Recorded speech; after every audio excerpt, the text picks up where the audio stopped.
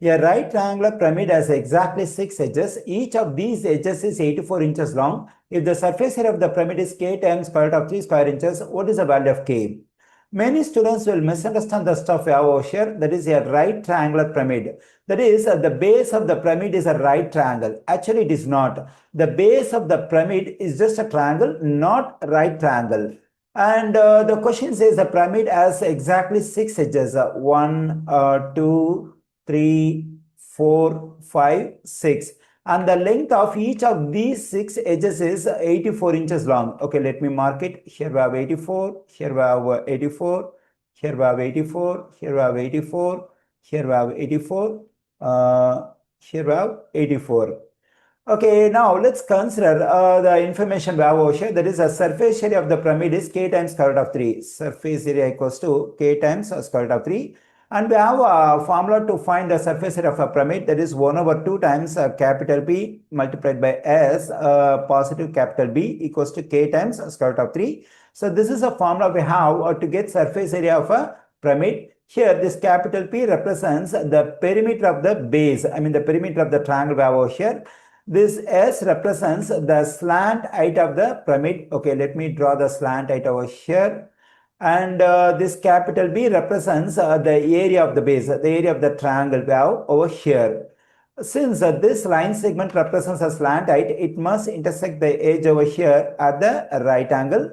So we can mark lowercase s over here because it represents a slant edge.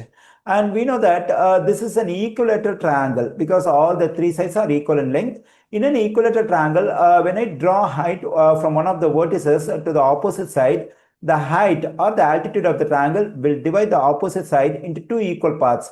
We know that the length of this edge is 84. When it is divided into two equal parts, the length of this part is 42 and the length of this part is 42. Okay, now we have to get the values of P, S and B, and then we have to solve for K in this equation.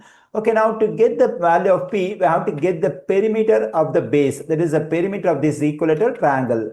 Okay, since this is an equilateral triangle, to get the perimeter of this equilateral triangle, we have to multiply the length of one of the sides, 84, by 3. So 3 times 84 equals to 252. So here I got the value of P, that is 252. Let me plug in 1 over 2 times 252. Okay, now I have to get the value of this S, which gives the slant height. For that, let's consider the right triangle we have over here. In this right triangle, this is hypotenuse because it is opposite to the right angle. We can use Pythagorean theorem to find the value of S, which gives the length of one of the legs. Okay, let's apply Pythagorean theorem in this right triangle. That is S square positive 42 square equals to 84 square. That is the sum of the squares of two legs equals to square of the hypotenuse. S square positive. Okay, let me calculate the value of 42 square. 42 times 42 is 1764. Okay, let's calculate the value of 84 square. 84 times 84 is 7056. Let me do it. Okay, now let's subtract both sides of this equation, 1764. Then we have S square on the left side. On the right side, let me subtract 1764 from 7056. When I do so, I am getting 5292. Okay, our aim is to get the value of S. Let's take square root on both sides of this equation. Okay, here this square root and square root cancel. We have S on the left side. Whenever we take square root on both sides of an equation, one of the square roots will cancel out. For other square root, we have to consider positive or negative sign. But in this case, I am not going to consider positive or negative sign for this square root because S gives the height of the triangle. Height of the triangle can never be negative. Okay, now let's simplify the square root of 5292. Let me decompose this 5292 into its prime factors. Let me do it. Okay, since this is an even number, we can divide it by 2. When I do so, 2 times 2 is 4, 6, and here we have 4, then we have 6. Again, it's an even number, we can divide it by 2, then we get 1, 3, 2, 3. Okay, it's not an even number, it is an odd number. So let me add the digits over here in this odd number, 3 plus 2, 5, 5 plus 3, 8, 8 plus 1, 9. So when I add the digits, the sum of the digits is 9, which is a multiple of 3. So we can divide it by 3. Okay, then we get 4, 4, 1. 4 positive 4, 8, 8 positive 1, 9. Again, the sum of the digits is a multiple of 3, so we can divide it by 3. So 1, 4, 7. Again, the sum of the digits is multiple of 3, we can divide it by 3, then we get 4, 9. We know that 49 is a multiple of 7. 7, you divide this one by 7, I'm getting 7. Since we got the prime number over here, we have to stop the process.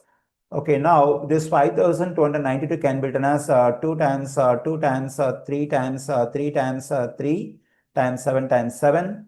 Okay, s equals to, when we have a square root for every two same numbers multiplied inside the square root, one number can be taken out. So for these two 2's, 1 2 can be taken out. For these two 3's, 1 3 can be taken out. For these two 7's, 1 7 can be taken out. Still we have 1 3 inside the square root. Okay, here 2 times 3 is 6, 6 and 7 is 42, that is 42 square root of 3. Okay, here I got the value of s, I mean the slant height of the pyramid, that is 42 times square root of 3, positive b. This capital B represents the base area.